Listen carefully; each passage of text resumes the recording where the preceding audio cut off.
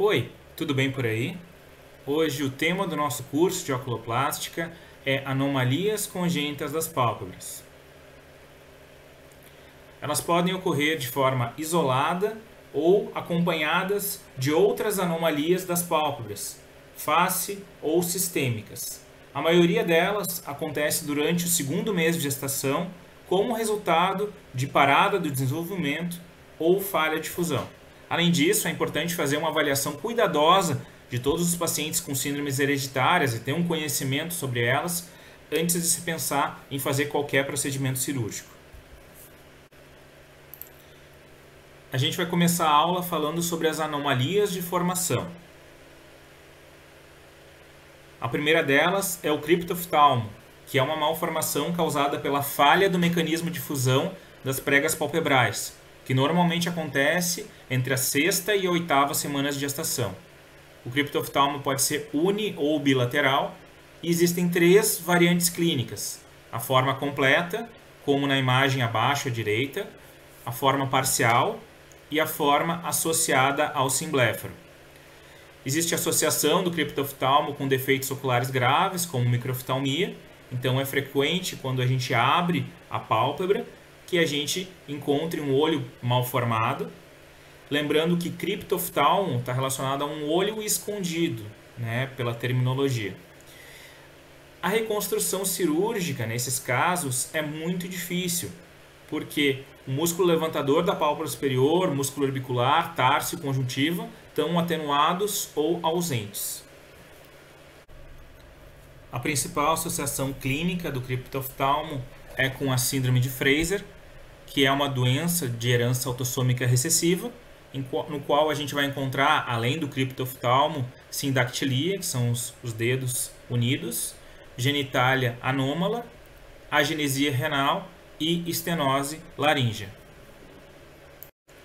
A segunda anomalia de formação é a ablefaria, na qual a lamela anterior vai estar ausente, septo e aponeurose do músculo levantador vão estar mal formados e somente o músculo de Miller e conjuntiva vão estar normais.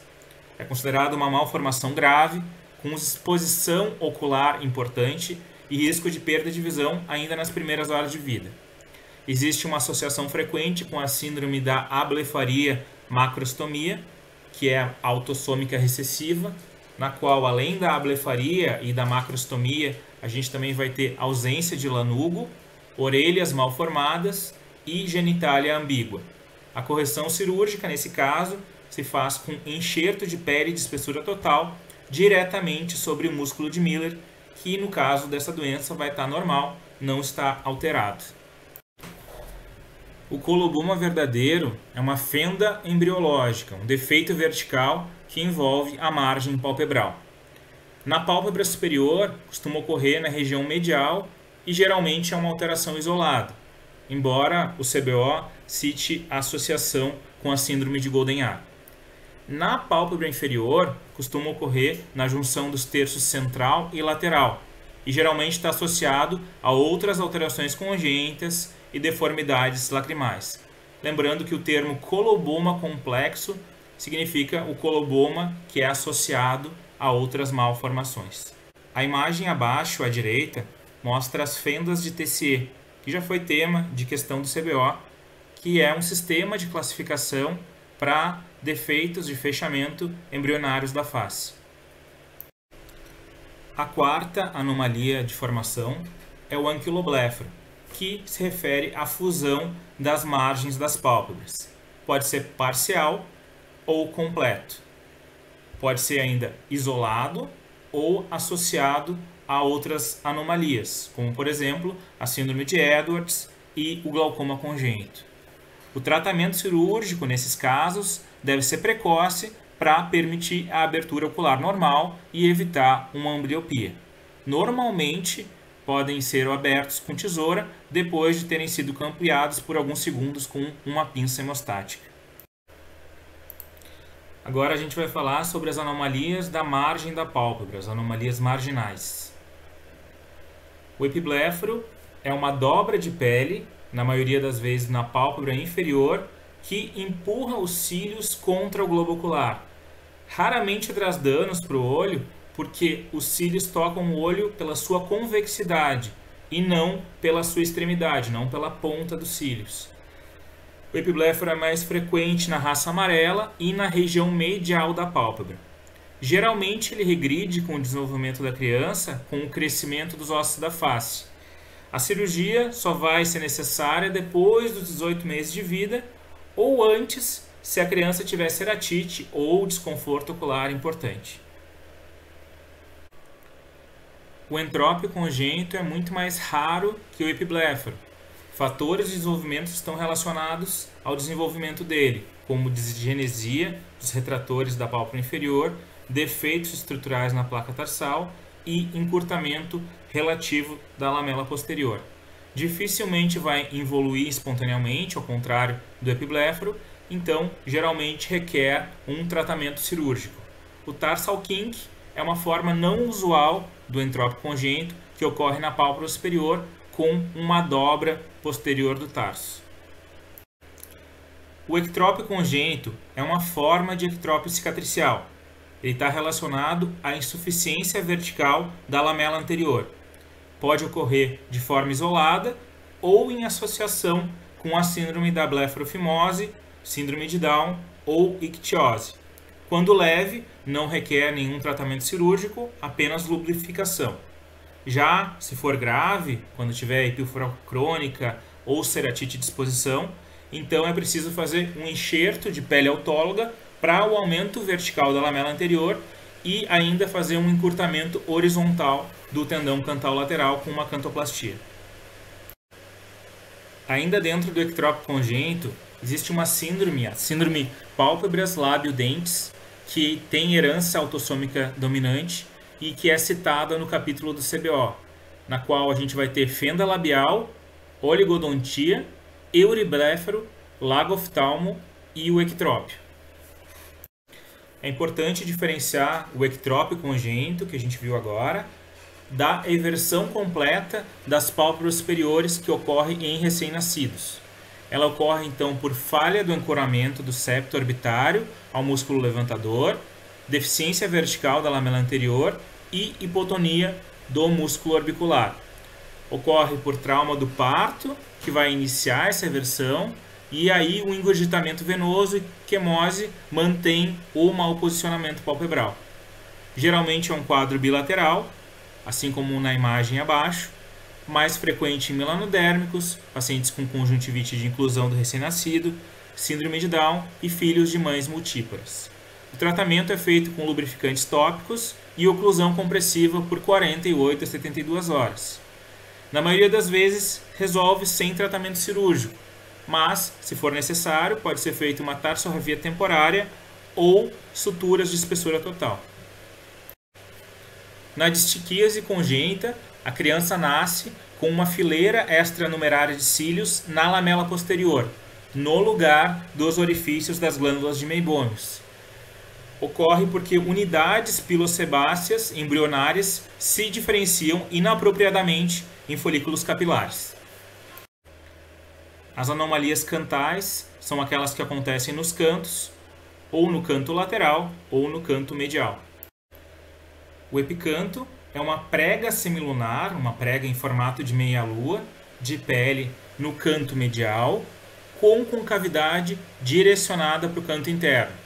Na maioria das vezes é bilateral, e esses pacientes simulam um estrabismo. Eles parecem estar em ET pela pequena exposição da esclera nasal. A maioria das vezes, o epicanto evolui com o desenvolvimento dos ossos da face. Existem 4 tipos de epicanto. O epicanto tarsal, que é a dobra mais proeminente na pálpebra superior. Esse é o tipo mais comum, que é frequentemente encontrado em indivíduos de raça amarela, pacientes de origem asiática. O epicanto inverso, que é a dobra mais proeminente na pálpebra inferior, típico da blefarofimose. O epicanto palpebral, na qual a dobra envolve igualmente a pálpebra superior e pálpebra inferior.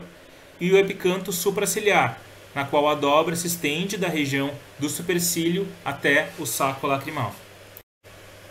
O euribléfaro é o afastamento do terço lateral da margem palpebral inferior do globo ocular, que ocorre sem a inversão da margem palpebral, ou seja, sem ectrópio. Ele pode estar associado com a síndrome da blefarofimose, e o piscar incompleto e o logoftalmo podem gerar ceratite. A correção cirúrgica nesses casos se assemelha aos casos de ectrópio cicatricial. A gente faz uma cantoplastia, um tarsal strip, e a gente faz, associado a isso, um sulfus mass lifting, ou seja, uma elevação malar, ou um enxerto de pele de espessura total. Outra anomalia cantal é a distopia cantal lateral. Como a gente viu na nossa primeira aula, na aula de anatomia das pálpebras, a posição normal do canto lateral é 2 milímetros acima do canto medial, com uma variação de 1 a 4 milímetros dentro da normalidade. Existem condições patológicas associadas com o abaixamento do canto lateral, ou seja, com angulação negativa da fenda. Entre elas, as craniosinostoses sindrômicas e a síndrome de Treacher-Collins. A síndrome de Cruzon, que é essa dos pacientes abaixo, um paciente adulto e uma criança, é a craniosinostose sindrômica mais frequente. O telecanto é o aumento da distância entre os cantos mediais. Ele pode ser primário, com alteração somente de partes moles, ou secundário ao hipertelorismo, que é o aumento da distância entre as paredes mediais das órbitas. Existe ainda o conceito de exorbitismo, que é o aumento do ângulo entre as paredes laterais das órbitas. Uma observação importante é que no hipertelorismo existe aumento da distância interpupilar, o que não acontece no telecanto primário. Por fim, as anomalias posicionais, as anomalias de posição da pálpebra.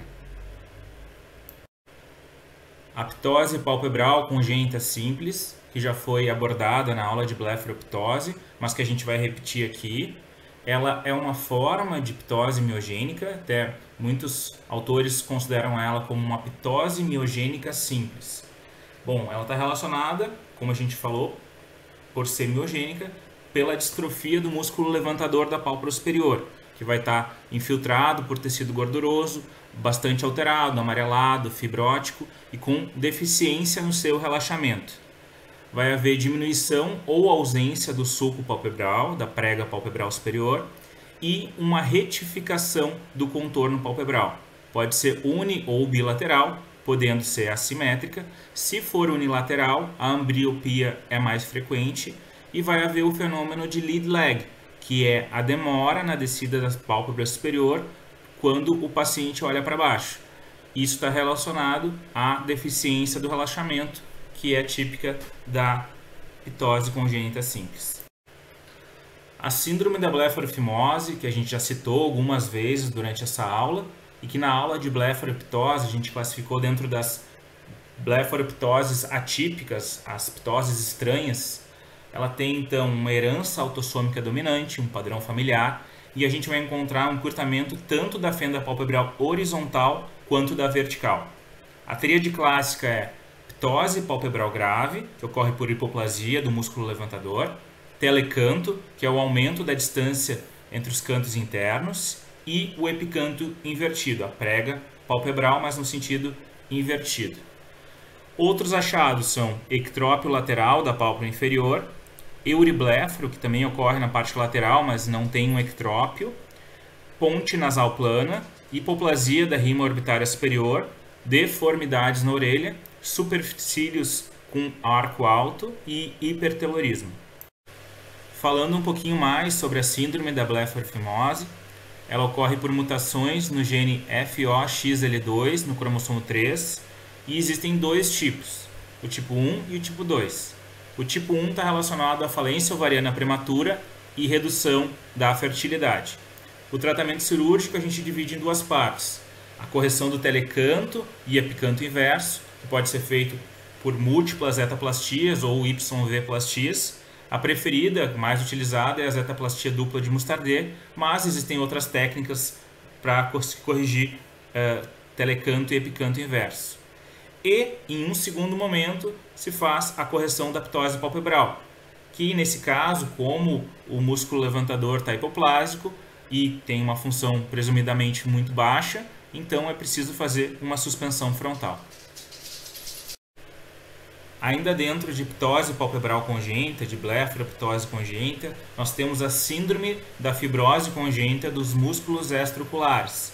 Ela ocorre por distrofia dos músculos inervados pelo nervo oculomotor, por hipoplasia no seu núcleo central. Tem herança autossômica dominante, e aí a gente tem uma foto de pai e filho com a mesma doença. E o tratamento cirúrgico nesses casos deve estar associado à correção da hipotropia do olho acometido. Agora falando sobre a retração palpebral congênita. A retração palpebral é considerada fisiológica até os 3, 4 meses de idade. Depois disso, ela é considerada patológica. E ela pode ser dividida em primária ou idiopática e secundária. Na primária, a gente geralmente vai ter uma retração unilateral e na pálpebra superior, e ela não varia com o tempo. Então, com o desenvolvimento da criança, continua estável. Já a retração palpebral secundária é aquela que está relacionada à doença de Graves neonatal, ao trauma de parto, lesões do 3º ou 7º par. Lembrando que para classificar como primária ou idiopática, primeiro a gente tem que excluir outras causas, as causas que podem levar ao diagnóstico de retração palpebral secundária. Muito obrigado pela atenção, espero que tenham gostado. Se gostou, pode se inscrever no canal e curtir o vídeo.